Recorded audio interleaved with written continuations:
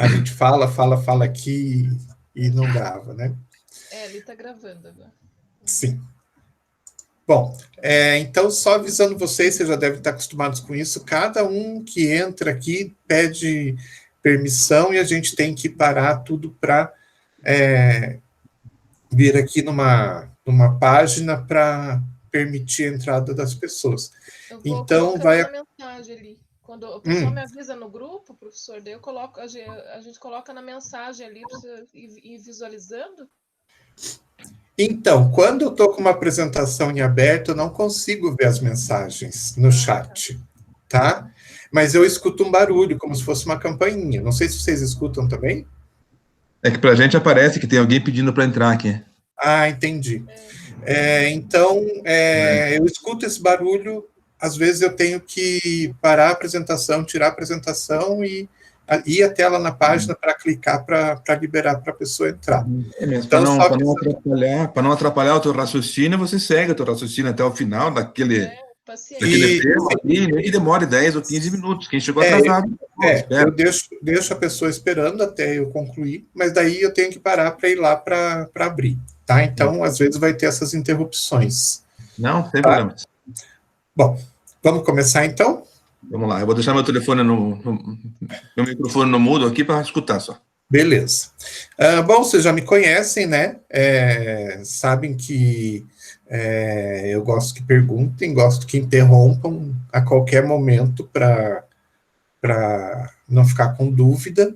Então, fiquem à vontade. Qualquer coisa que vocês quiserem perguntar, tiverem dúvida, quiserem comentar, é só interromper e pronto, a gente para e conversa sobre o que for necessário, tá?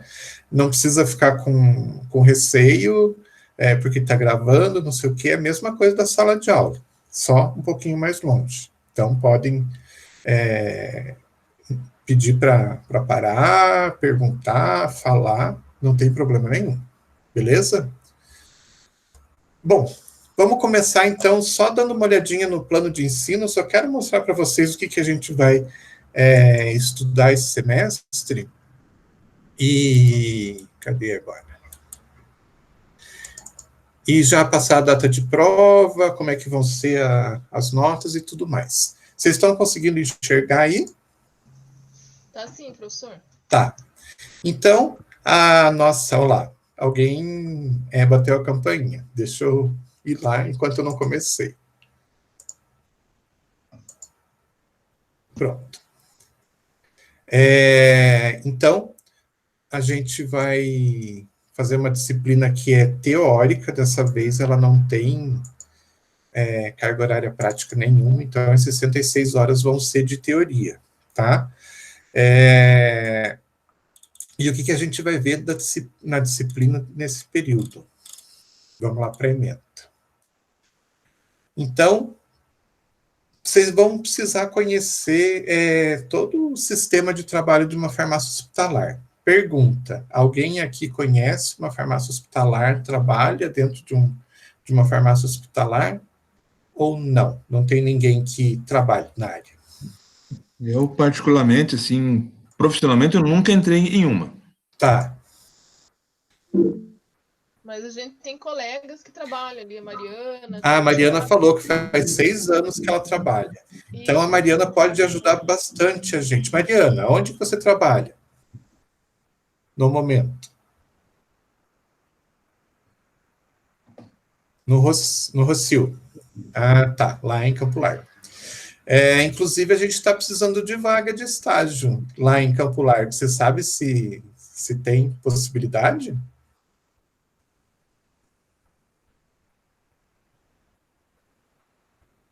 Demorou para responder.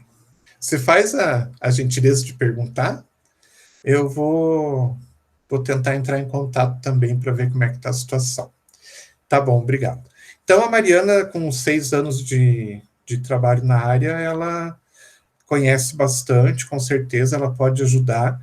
Uma coisa importante, que farmácia hospitalar é igual farmácia de manipulação, no seguinte sentido: Da mesma forma que não existem duas farmácias de manipulação diferentes, não existem duas farmácias hospitalares diferentes. Desculpa. Da mesma forma que não existe nenhuma farmácia, não existem duas farmácias de manipulação iguais, né? Não existem duas farmácias hospitalares iguais. Os processos podem ser muito parecidos, mas geralmente o que acontece? A estrutura física é diferente, a forma de trabalho, os produtos que tem ali dentro são bastante diferentes também. Então, você pode pegar, por exemplo,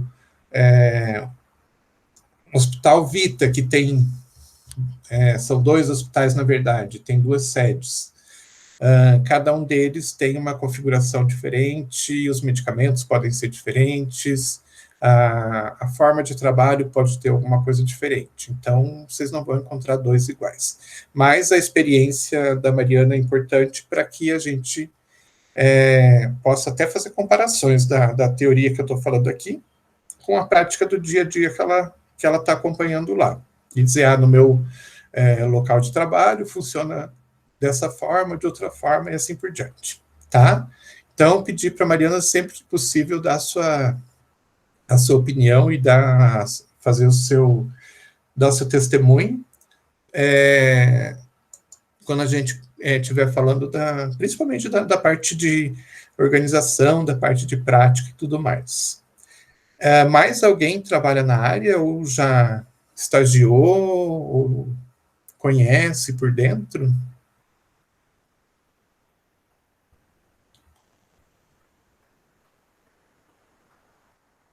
Tiago também trabalha. Ele está aí? Não, né? Então, mais um que a gente pode... não está mesmo, né? Mas mais um que pode ajudar a gente, dando seus exemplos, falando do seu dia a dia e tudo mais. O restante, ninguém... ele trabalha no Rocio também. Nossa, 10 anos. Legal. Alguém conhece, né? Já entrou numa farmácia hospitalar, já viu, ou tem noção de como que é? Fora os 2 que já trabalham?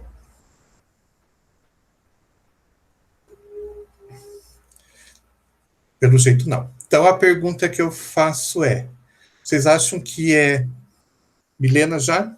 Tá. Pergunto para vocês, será que é muito parecido com uma farmácia de dispensação? Será que as funções do farmacêutico são as mesmas de uma farmácia de dispensação? O que vocês acham? Eu acho que muda bastante. Acho que muda bastante. Sim, tem que atender o pessoal da enfermagem, né? No que eles pedem. Imagino isso que seja assim, eu nunca trabalhei. E tem que fazer cálculos e tudo mais... fracionado os medicamentos da dispensação. Bom, é completamente diferente. Realmente não tem, basicamente, nenhum tipo de ligação com uma farmácia de dispensação. Até porque a grande diferença, né, a primeira e grande diferença é que numa farmácia de dispensação, o que acontece? A gente depende, né, do público externo, a gente depende de prescrições externas. Então, o que acontece? Numa farmácia de dispensação, você vai ter lá uma variedade muito grande de medicamentos, às vezes o mesmo medicamento, mas de marcas diferentes, né? Então, você pega lá o exemplo de clofenaco, de quantas empresas diferentes você, às vezes, precisa comprar para, né, ter no seu estoque para atender a sua clientela. Por quê? Porque você depende, né, da vontade, do gosto do seu cliente, do seu usuário, e depende também dos prescritores. A gente consegue saber quem são os prescritores numa farmácia de dispensação? Sim, seriam os médicos que estão fazendo receita, seria isso, prescrevendo? Mas você consegue saber... Não tem contato com ele. Você não tem contato, digamos assim... visual, né? Você pega através da receita só, não prescreve a receita. Sim, mas você não tem controle, né? Tipo assim, você não consegue prever quem são os médicos que vão prescrever para os seus pacientes e receber essas prescrições sim, até pelo fluxo, né, que vem, né?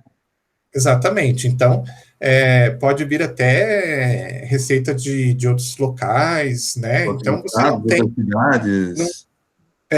Então você não tem esse controle. Já numa farmácia de hospital, você tem o controle, porque os médicos estão trabalhando ali dentro, né, então você sabe quem são os prescritores, e com isso, pelo fato de você saber quem são os prescritores, você tem esse contato direto com eles, e isso faz com que você consiga saber o que eles vão prescrever, né? E dessa forma você consegue criar um estoque de medicamentos que, de uma certa forma, vai ser mais enxuto do que uma farmácia de dispensação, e ao mesmo tempo não vai ter, claro, sempre tem, mas não vai ter muita perda, porque de uma certa forma você tem contato com os prescritores, de repente até se existe uma possibilidade de algum medicamento chegar perto do prazo de validade, você tentar conseguir fazer com que os prescritores deem preferência para aqueles medicamentos e assim por diante. A gente vai conversar mais sobre isso lá na frente, quando a gente for falar de padronização de medicamentos, mas só para vocês terem uma noção de que bem diferente, porque muita gente acha que farmácia hospitalar e farmácia de dispensação é a mesma coisa. Você, como farmacêutico de dispensação, se você chegar numa farmácia hospitalar para trabalhar, você vai encontrar aquilo que você já conhece. Não vai. Porque as funções do farmacêutico são bem diferentes na farmácia hospitalar. E, vendo a disciplina, né, durante esse semestre, vocês vão ver que acaba por ser bem diferente. Tá certo? Bom, vamos voltar lá, então.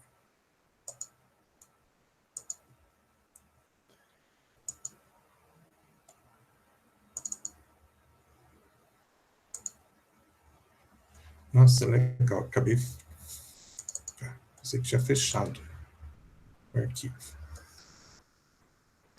Então, na ementa, a primeira coisa que se fala, né, é que precisa apresentar para vocês as atividades que são realizadas dentro de uma farmácia hospitalar, que são bastante diferentes daquelas que, naturalmente, a gente já conhece de outras áreas.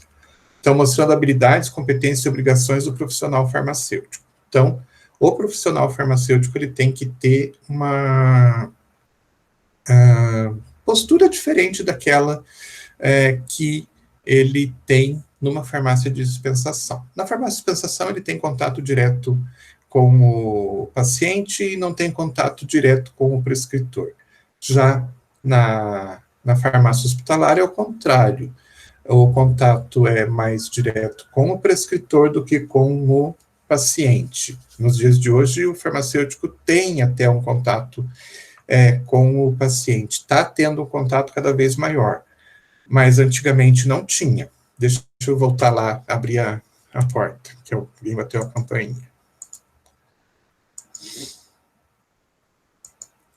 A gente vai ver um pouco da história, e durante um bom período da história, principalmente da história brasileira, mas não é uma realidade só do Brasil, mas uma realidade mundial, o farmacêutico deixou de ser importante. Ele era um ser, né, bastante importante dentro da farmácia de qualquer hospital, de repente, e foi uma coisa meio de repente mesmo, né? Ele deixou de ser importante, ele passou a ser um entrave dentro da farmácia hospitalar, e a gente vai ver por quê quando a gente for ver o histórico da farmácia hospitalar, e Nos últimos anos é que começou um movimento voltando a valorizar o farmacêutico. E no começo dessa valorização, a valorização precisa ter um farmacêutico dentro da farmácia, para que trabalhe com os medicamentos. Então, a função dele passou a ser uma função dentro da farmácia, trancado lá dentro da farmácia do hospital, que muitas vezes era um cubículo apertado e era montado assim, naquele lugar que sobrou espaço. Era basicamente assim. Tanto que a gente tem um hospital aqui em Curitiba, que inicialmente a farmácia o prédio foi criado, tudo, todas as estruturas foram utilizadas, quando perceberam, não tinham montado a farmácia, não tinha um local para farmácia. E o que aconteceu? O único local que tinha disponível era embaixo da escada. Então, a farmácia passou a ser, inicialmente, ela foi montada e passou a ser estruturada embaixo da escada. Com o passar do tempo, foi aumentando a estrutura, tal, conseguiram um outro lugar para a farmácia, e hoje a situação é bem diferente. Mas, na época onde tudo isso aconteceu, a farmácia não era importante, era simplesmente um depósito de medicamentos, onde tinham, segundo a visão administrativa, tinha uma pessoa que tinha que entregar os medicamentos, que podia ser qualquer funcionário do hospital. Então, podia ser um técnico de enfermagem, não precisava ser um farmacêutico, e a própria legislação não falava isso. Mas isso é história. Apesar de que eu vi uma notícia essa semana que me preocupou um pouco, de uma decisão judicial aí eu não lembro de onde que mas se eu não me engano, Estado de São Paulo, que o juiz decidiu que hospitais pequenos não precisam ter farmacêutico. Vamos ver como é que se desenrola isso. A gente lutou um monte para ter o farmacêutico, tem uma legislação que a cada vez mais está incluindo o farmacêutico dentro do hospital, e de repente vem um juiz e fala o contrário. Vamos ver o que vai acontecer. Eita lasqueira, né? Pois é, quando a gente... Hospital pequeno tem menos complexidade? Não vai aparecer nenhum paciente ali em estado grave ou que precise de uma orientação do farmacêutico? Eu acho que na visão de administrador, né, geralmente os hospitais pequenos têm uma relação menor de medicamentos, deve ter uma quantidade menor de medicamentos, e acham que não vale a pena pagar um piso salarial, pelo menos para um farmacêutico, para cuidar de, entre aspas, meia dúzia de medicamentos. Então, eu acho que é mais ou menos por aí. Administrador, né? Isso aí aconteceu quando tinha as pequenas farmácias lá, que os proprietários não conseguiam pagar farmacêutico, e chegou uma época que eles falaram que poderia ter um prático de farmácia, sim, tivesse um faturamento até X valor. Sim, mesma coisa. Acabou caindo, né? Vamos ver. É uma notícia que surgiu agora, mas é bem provável que os nossos conselhos aí entrem com algum tipo de recurso, alguma coisa. Vamos ver como é que se desenrola. Mas é uma notícia ruim, porque cada vez mais vai passando o tempo, o farmacêutico tem mostrado mais a sua importância, né, os seus resultados dentro da equipe, tem feito cada vez mais coisas, tem sido requisitado cada vez mais, e a legislação tem acompanhado isso, fazendo com que cada vez mais você tenha que ter mais farmacêuticos, ou farmacêutico trabalhando mais tempo dentro do estabelecimento. E de repente vem uma situação dessa. Eu vou confirmar para vocês, a gente vai ver também lá na frente, tudo a gente vai ver lá na frente, né? Mas a gente tem aí um semestre inteiro para isso. Mas tem uma legislação que fala da carga horária mínima obrigatória que tem que ter de farmacêutico. Vou só confirmar, na semana que vem me lembrem de ver isso. Como é que está a situação de pequenos hospitais em relação à carga horária?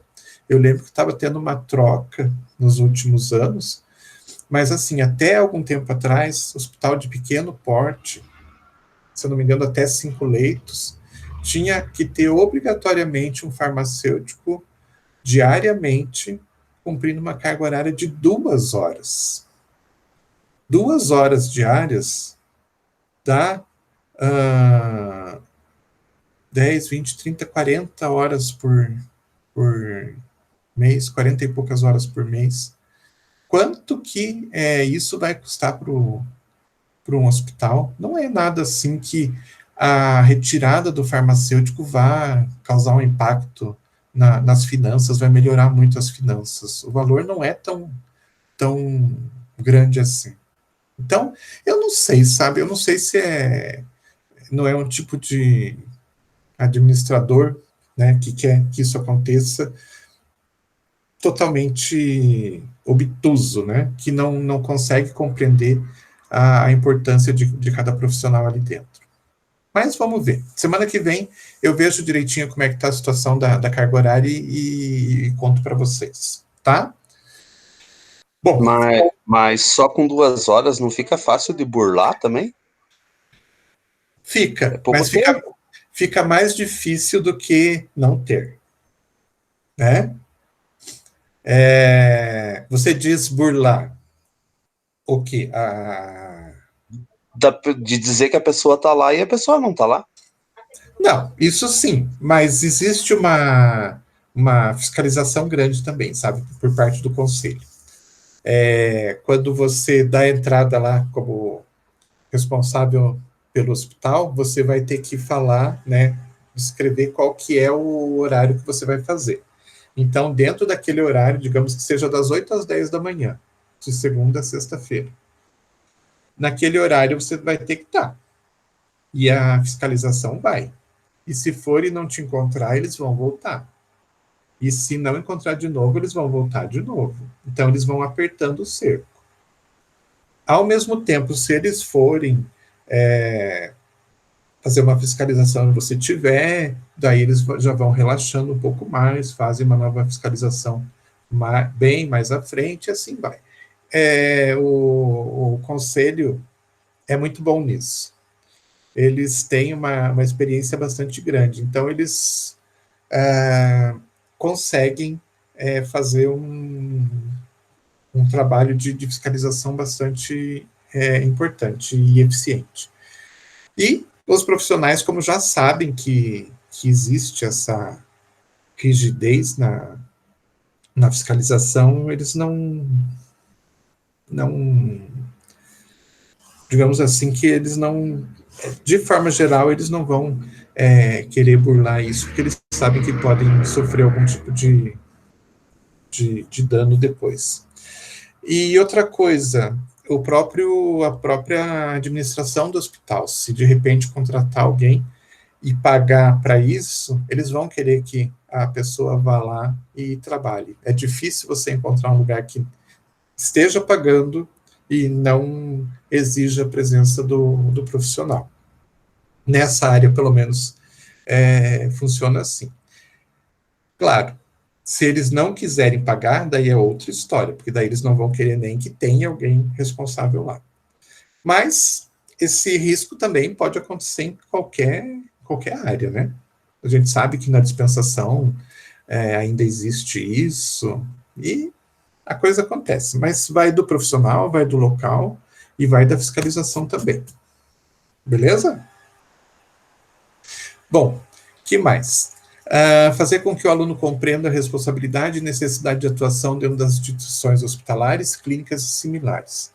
Então, de uma certa forma, tudo está descrito aqui. Então, vocês, na verdade, precisam saber como que funciona uma farmácia, como que é todo o processo ligado com o medicamento, com os correlatos, tudo mais, e como que é o processo de trabalho do farmacêutico. Então, o farmacêutico não vai atender paciente, né, mas ele vai analisar a prescrição do paciente, ele vai analisar a forma como tem que enviar o medicamento lá para o leito e assim por diante. Então, vocês vão ver que as funções do farmacêutico acabam sendo bem mais amplas do que a função de um farmacêutico na dispensação, por exemplo, tá? Existem outras atividades que o farmacêutico tem que fazer que, normalmente, lá na dispensação ele não faz. Isso a gente vê durante todo o período da disciplina. Bom, e aqui, o importante também para vocês é ver... Aqui tem o conteúdo programático, então, existe tudo que a gente vai trabalhar durante o semestre. Qualquer coisa, se vocês quiserem dar uma olhadinha ali. Avaliação, só para relembrar para vocês como é que vai ser. Então, no primeiro bimestre, a gente tem lá as atividades que vão ser feitas, elas vão valer 4 pontos, e a prova em si, ela vai valer 6 pontos. No segundo bimestre, tem mais, né, a nota vai ficar mais dividida. Tem o projeto integrador, que é importante que vocês façam, que ele vai agregar aí até 2 pontos na nota de vocês. A avaliação multidisciplinar, que é importante também que vocês façam, né, que também vai agregar até 1 ponto.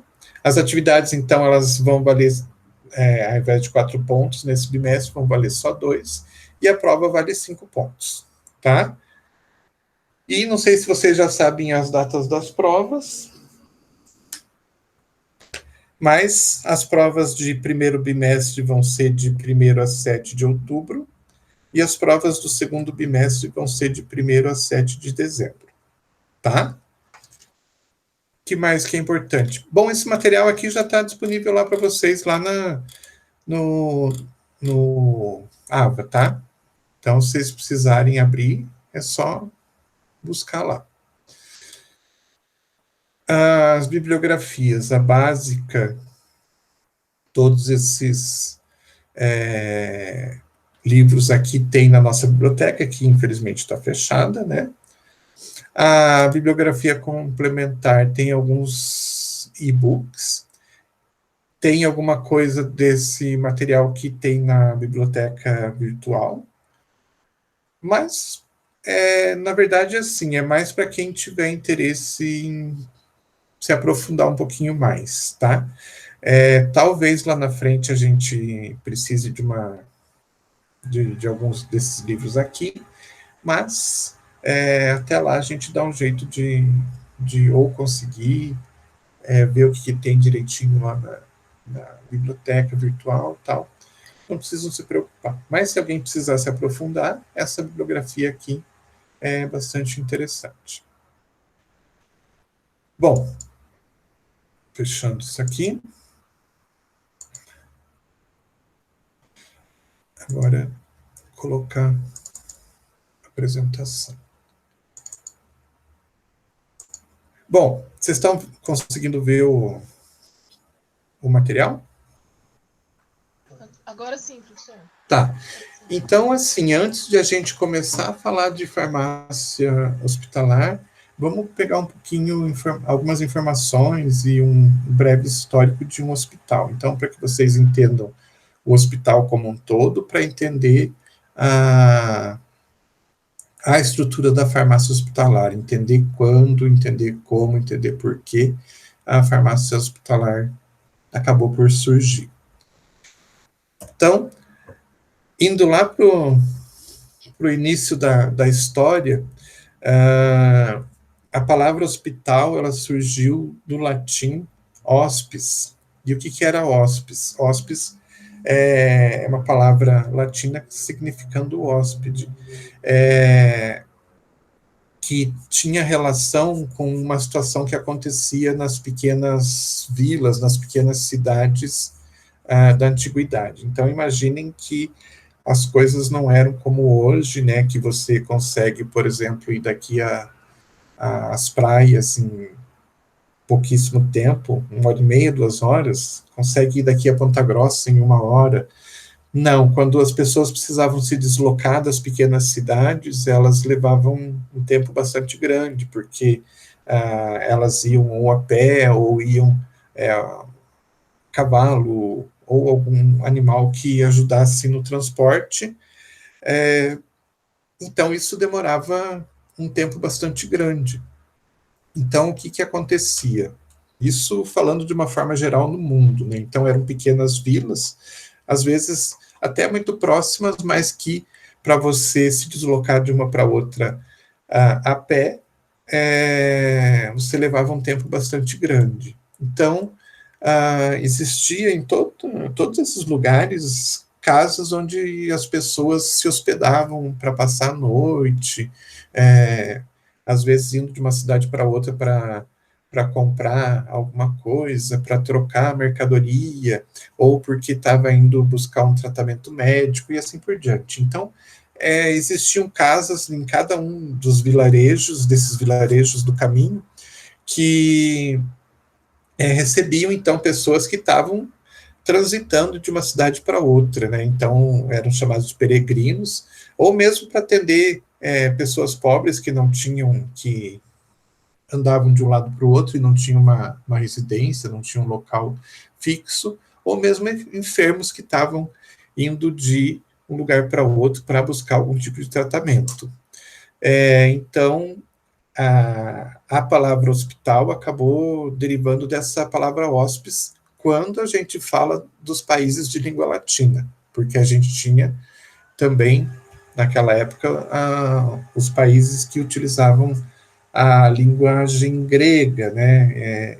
E daí, quando ia se falar, referir a alguma coisa que a gente conhece hoje como hospital, eles utilizavam a palavra nosocômio.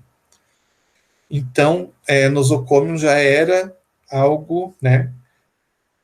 Já tinha um significado mais de hospital mesmo para os gregos e para as comunidades que utilizavam a língua grega. Então, o nosocômio era considerado um local para tratar doentes, diferente do latim, onde eram doentes, não era para tratamento, mas era para recepção de doentes e de peregrinos e de gente pobre e tudo mais. Então, o que acontecia? Quando se queria se referir a um lugar para tratar doentes, se utilizava a palavra nosocômio. E essa palavra foi utilizada, inclusive, aqui no Brasil por muito tempo. Até a década de 40, 50, era até comum a gente não, porque eu também não sou dessa época, né? Mas as pessoas utilizarem a palavra nosocômio ao invés de hospital. Então, se vocês procurarem literatura antiga, alguns livros, mesmo literatura para divertimento, assim, vocês vão ver o pessoal falando que tal pessoa foi mandada para o nosocômio, e assim por diante. Dentro da linguagem grega, tinha outros termos que também se relacionavam tinham algum tipo de relação com os doentes, e para cada uma dessas relações, né, o que eles queriam dizer, eles tinham uma palavra específica. Então, quando você dizia que queria receber doentes, né, você utilizava da palavra nosodóquio. Se você queria falar de um asilo para pobres, você utilizava uma palavra específica também. Ptocodóquio, e assim por diante. Para criança, pedotrófium, e assim por diante. Então, eles já faziam, além de ter uma palavra para se referir a um local para atendimento de doentes, eles já tinham outras palavras para ligar a outras situações relacionadas com doentes, tá? Isso aqui é só uma informaçãozinha para vocês. Ninguém precisa ficar preocupado em tentar decorar essas coisas achando que vai cair na prova, tá? E do grego também existia uma palavra chamada de hospício, que aí sim indicava um local para recebimento de hóspedes, como aqui no primeiro slide, no latim se utilizava a palavra hóspede. Então, a mesma relação no grego se utilizava a palavra hospitium. E essa palavra hospitium é interessante porque ela derivou 3 termos que a gente utiliza até hoje, que é o hospício, apesar de não ser mais muito utilizado, porque já não é mais politicamente correto falar hospício, né? Porque tem uma relação com loucura, né? Coisas que já não se utilizam mais, mas foi também uma palavra bastante utilizada. Também acabou derivando a palavra hospital, né? Então, que são as instituições que a gente conhece como hospital, e, por incrível que pareça, a palavra hotel também acabou derivando desse termo hospitium, porque é um lugar que recebiam hóspedes. Os 3 recebem hóspedes, claro que hóspedes com características diferentes, né?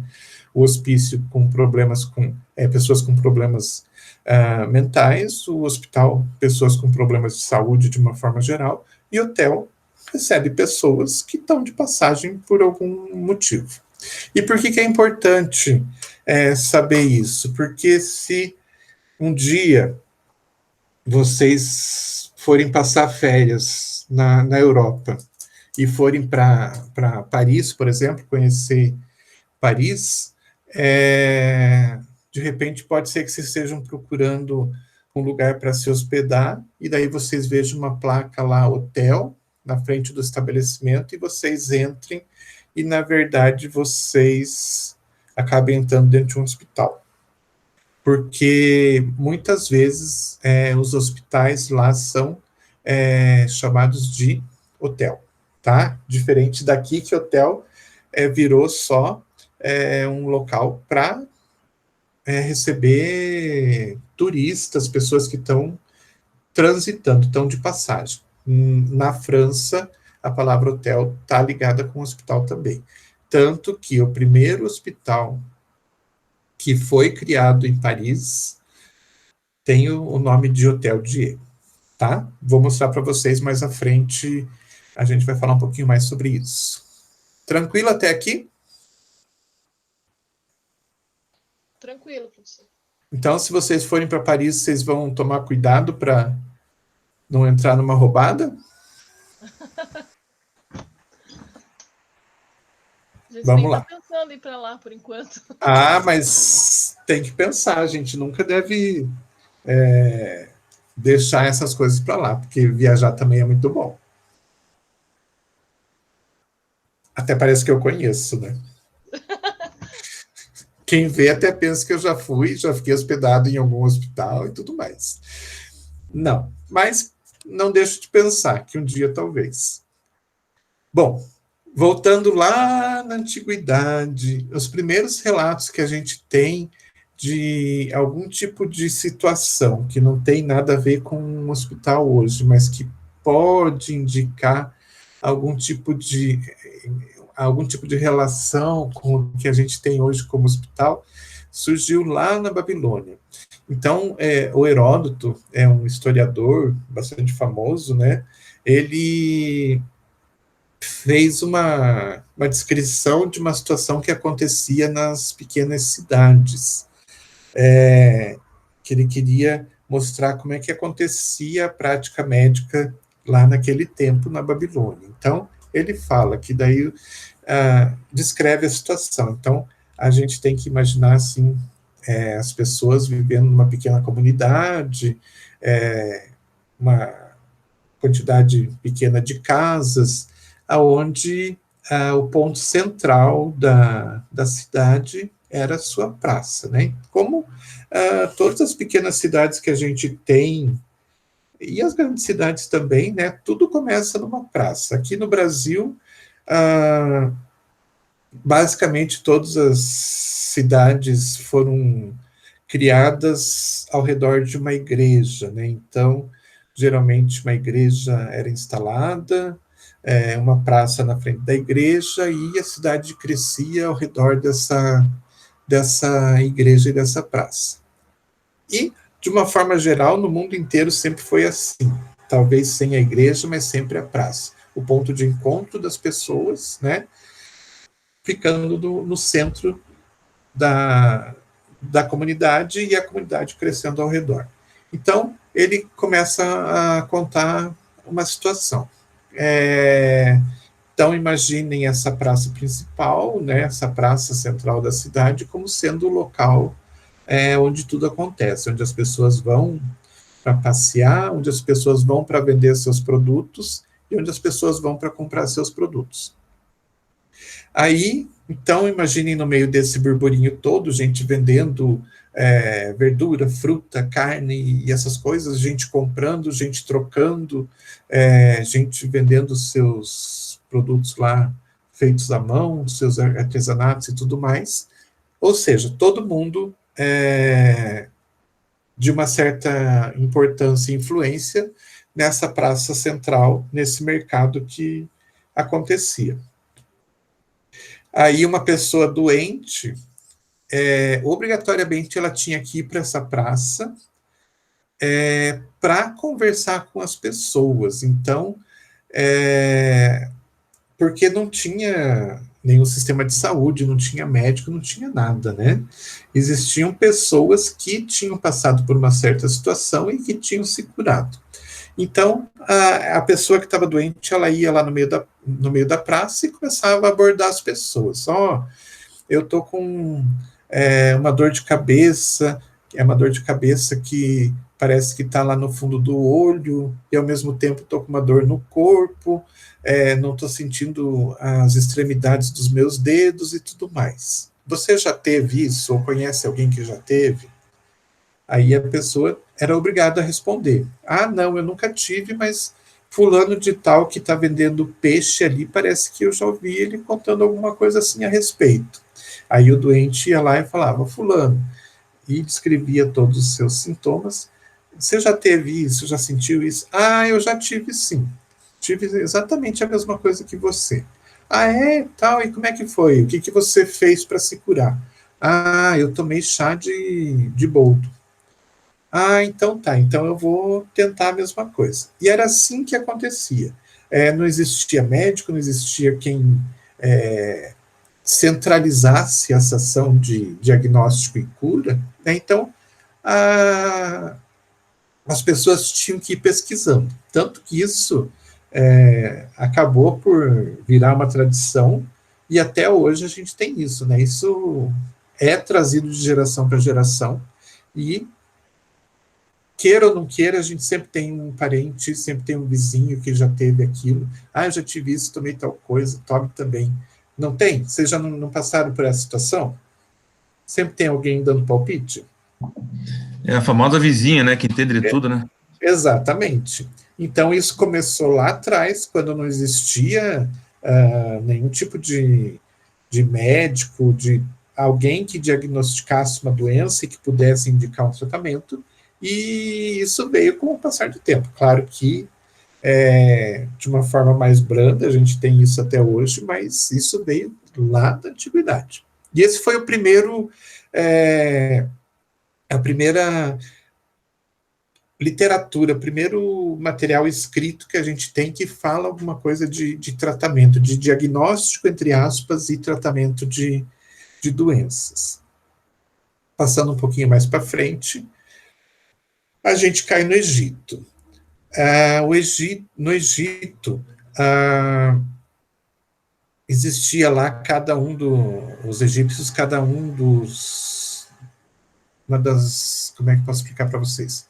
Mas eles tinham deuses para tudo, né? Deus do vento, Deus do ar, Deus do sol, Deus da lua, e Deus de não sei o quê. E, dentre todos esses deuses, eles tinham o deus Saturno, que era o deus da saúde. Então, eles construíam templos para reverenciar cada um desses deuses. Então, dentro desses templos que eram construídos para Saturno, acontecia uma coisa interessante. sabendo que era um templo que era construído para o Deus da saúde, as pessoas que estavam doentes acabavam se dirigindo para esses templos, para, né, mais perto de Saturno, estando ali dentro da conexão com Saturno, pedir o restabelecimento da saúde. E o que acontecia? Muitas vezes as pessoas estavam muito doentes e elas iam e não conseguiam voltar para suas casas e tudo mais, ou resolviam ficar nesses templos até que finalmente Saturno trouxesse a cura para elas. E as pessoas começavam a se aglomerar dentro dos templos. E meu Deus, me fugiu a palavra, não é? Os religiosos que tomavam conta, não me lembro mais, me fugiu o nome deles. Mas as pessoas que tomavam conta desses templos, né, acabavam por, né, vendo tanta gente doente ali, acabavam por tentar ajudar de alguma forma. Então, o que aconteceu? Com o passar do tempo, essas pessoas, nossa, me fugiu a palavra mesmo. É como se fossem os religiosos que tomam conta. Eles acabavam por adquirir uma certa experiência, então uma experiência prática da medicina.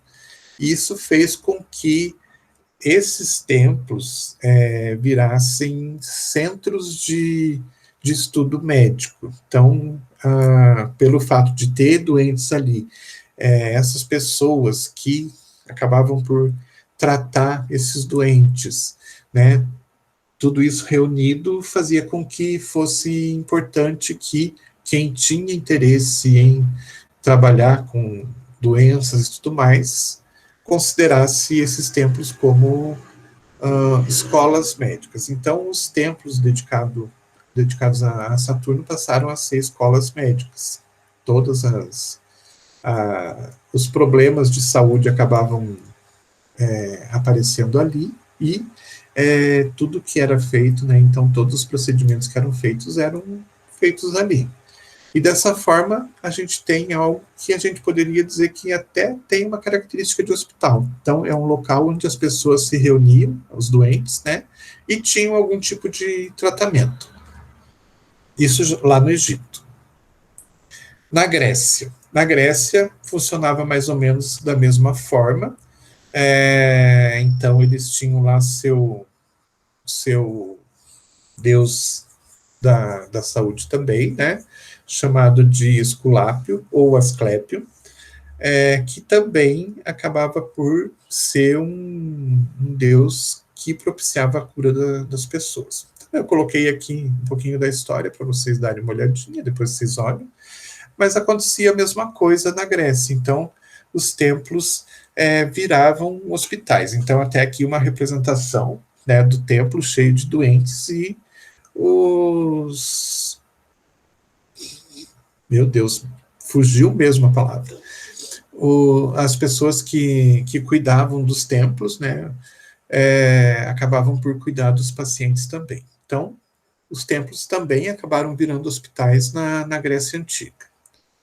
Com o passar do tempo, novos templos dedicados ao Esculápio passaram a ser construídos em locais onde existissem condições melhores, né, já sabendo que eles iam virar algo semelhante a um hospital. Eles passaram a ser construídos em locais que tivessem condições melhores para o tratamento de doentes. Então, digamos que vamos fazer um novo templo para o Esculápio. Então, vamos fazer aonde? Vamos fazer num lugar onde tenha renovação maior do ar, né? Então, que o ar não fique parado ali no seu interior. Então, vamos fazer de uma forma que faça essa renovação melhor. Então, essa renovação melhor é um local onde tenha, né, a passagem do vento. Então, geralmente, eles construíam lá em colinas, onde venta mais, tomando cuidado da direção do vento, para, de repente, o vento que viesse a entrar dentro desse templo não fosse um vento desfavorável. Como assim desfavorável? Eles achavam que, por exemplo, um vento que passasse por um pântano e viesse em direção ao templo, poderia trazer coisas ruins.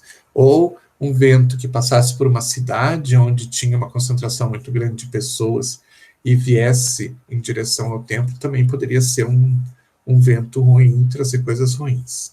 Então, eles começaram a pensar nisso, ou seja, adaptar os templos para que eles fossem algo melhor, pensando na cura, no tratamento, na cura dos doentes que ficavam ali. Outras coisas que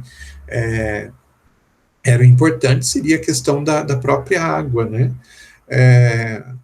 O local deveria ter, de alguma forma, água que favorecesse também a cura dos doentes. Então, água termal ou água até pura, né, de qualquer forma, até mineral, se fosse o caso.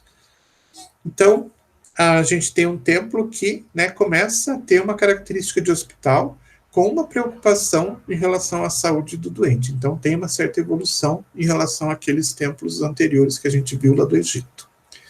Aqui, daí, a gente tem o Hipócrates também, o pai da medicina, né, que escreveu lá, não me lembro lá quantos livros diferentes sobre medicina, tratando de doenças, de tratamentos e tudo mais.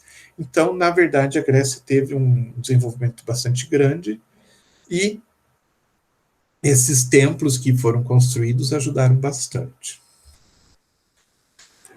Falando um pouquinho da Índia. Na Índia, existem também alguns escritos que mostram como que as coisas funcionavam. Um desses escritos são textos médicos que são chamados de Rig Veda. Uma coisa interessante na Índia foi que, apesar de todo mundo achar que o Buda é chinês, né, eu acho que ele é chinês até, mas ele morou na Índia, não tenho certeza em relação à nacionalidade dele, mas ele morou na Índia e ele foi governou o estado da Índia. E na época que ele governou, ele fez uma coisa bastante interessante. Preocupado com a saúde do seu povo, ele mandou construir hospitais com médicos, já com uma certa formação, na proporção de 1 a cada 10 cidades. Então, imaginem na Índia, na época do Buda, ter um hospital a cada 10 cidades. Isso foi um avanço bastante grande na questão da saúde pública. E isso é uma coisa que foi trazida lá de trás por alguém que se preocupava com a saúde do seu povo. Falando um pouquinho do Japão, também, o primeiro hospital foi criado em 758 pela Imperatriz Komil. E aconteceu uma coisa interessante numa pequena parte do Japão, aonde aconteceu uma colonização sem querer dos portugueses. Em 1542, os navegantes acabaram por cair em determinado ponto lá do Japão, foram arrastados para esse ponto e acabaram por tomar esse local como mais uma colônia portuguesa, como eles sempre faziam, né? Então, nessa região do Japão, teve uma colonização portuguesa por um bom tempo, desde de 42 a 49, então 7 anos, e nesse período veio uma população bastante grande de portugueses para tomar conta, para colonizar mesmo, e sempre, né, com aquele intuito de levar o cristianismo para cada uma das colônias. Então, nessa região do Japão, eles acabaram por trazer São Francisco Xavier, que fez todo um processo de colonização e catequização da população. Nesse ponto do Japão, então, eles chegaram e fizeram o que eles sempre faziam em todo lugar onde eles colonizavam. Construíram uma igreja e sempre junto com a igreja vinha o quê? Vinha uma santa casa ou algo semelhante, algo do gênero. Então, eles acabaram por deixar como legado para essa parte do Japão, além do cristianismo, da língua portuguesa. Eu vi até um vídeo esses dias mostrando essa região do Japão. Eles têm ruas lá com nome português, tem os ladrilhos portugueses em algumas construções, tem as construções do estilo português. E eles deixaram, então, a igreja, o catolicismo, algumas palavras em português, e deixaram um hospital também. Então, foi um legado interessante que eles deixaram para o Japão. Aí, 7 anos depois, eles foram expulsos, mas deixaram tudo isso para os japoneses. Falando em Roma, e daí eu já vou encerrar para que não fique muito longo para vocês. Na Roma antiga, aquela Roma onde o intuito principal do Império Romano era conquistar cada vez mais territórios, o que aconteceu? Júlio César deu uma dignidade muito grande para a profissão médica, concedendo a cidadania romana a todos os médicos. Isso é o que a história conta. Na verdade, o que aconteceu foi o seguinte: eles, como conquistadores, eles iam de território em território, conquistando cada um desses territórios e tomando para si, para o Império Romano, todos os territórios, né? Aí o que acontecia? Cada lugar que eles tomavam, eles transformavam as pessoas em escravos. Então, existia esse processo de escravização. Então, tomavam um determinado território lá, toda a população virava escrava e começava a trabalhar para o Império Romano.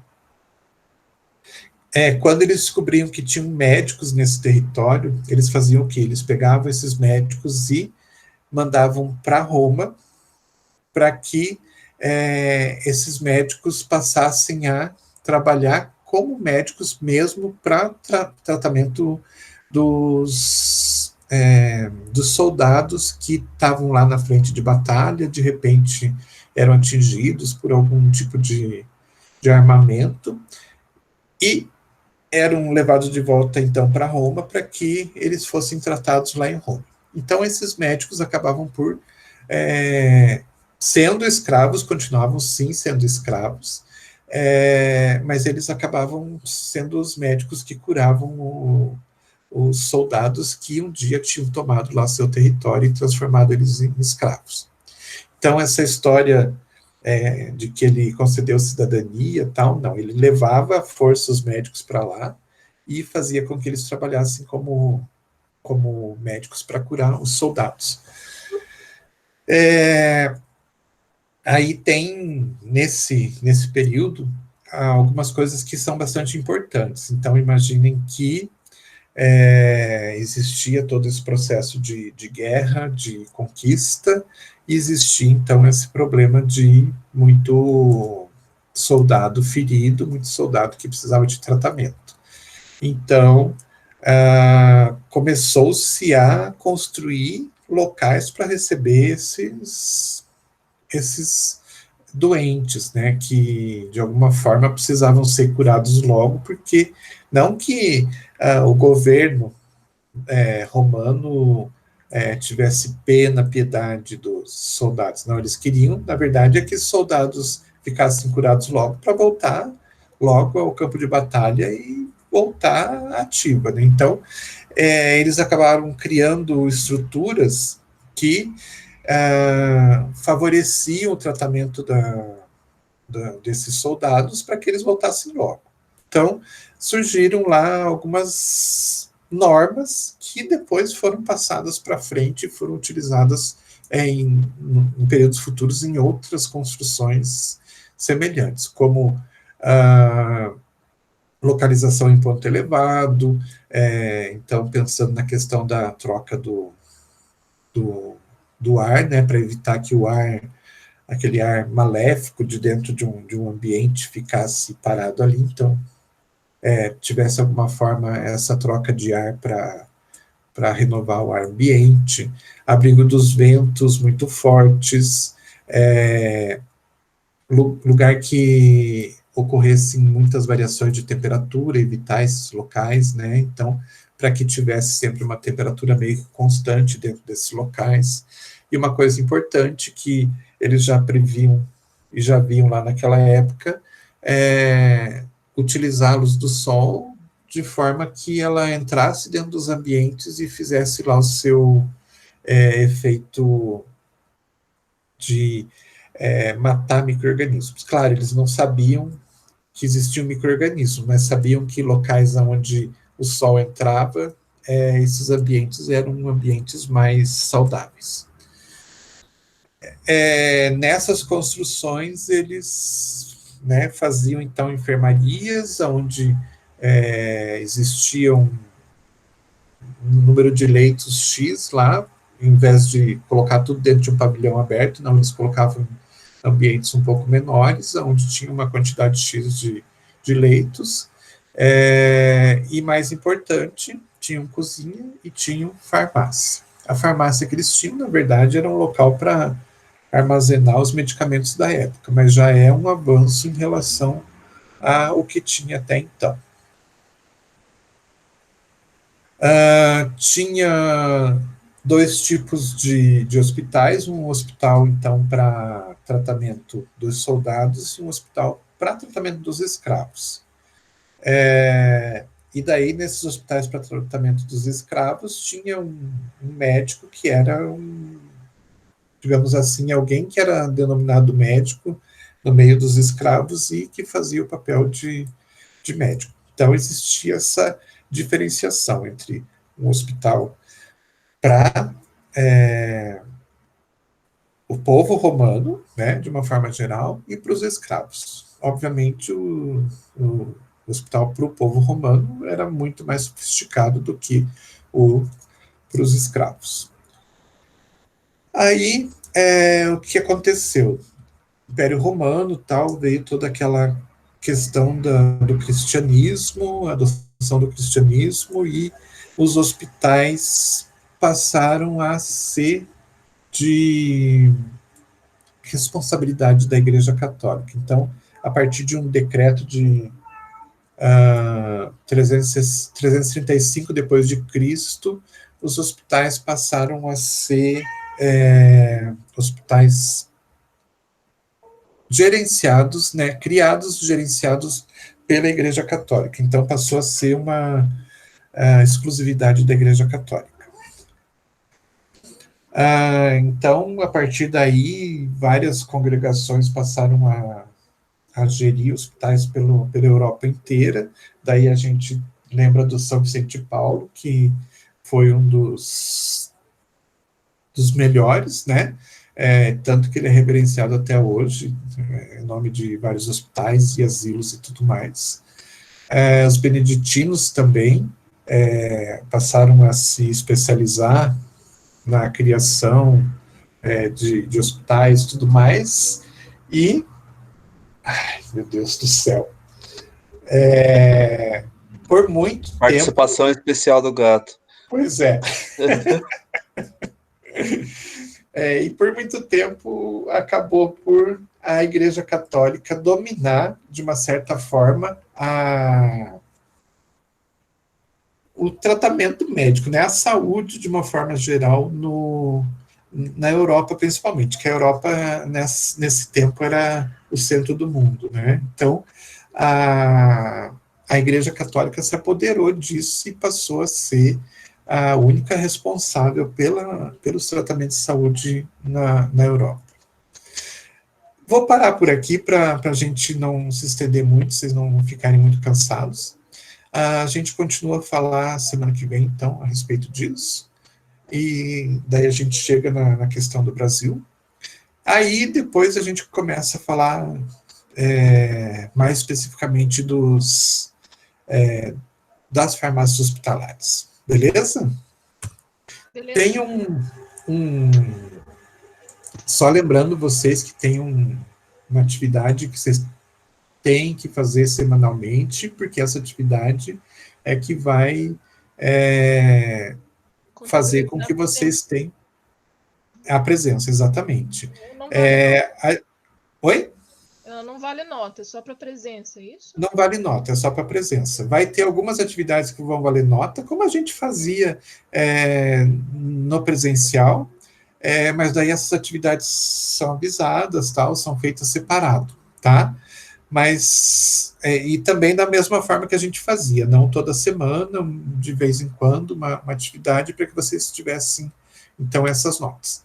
Essas são para garantir a presença de vocês, tá?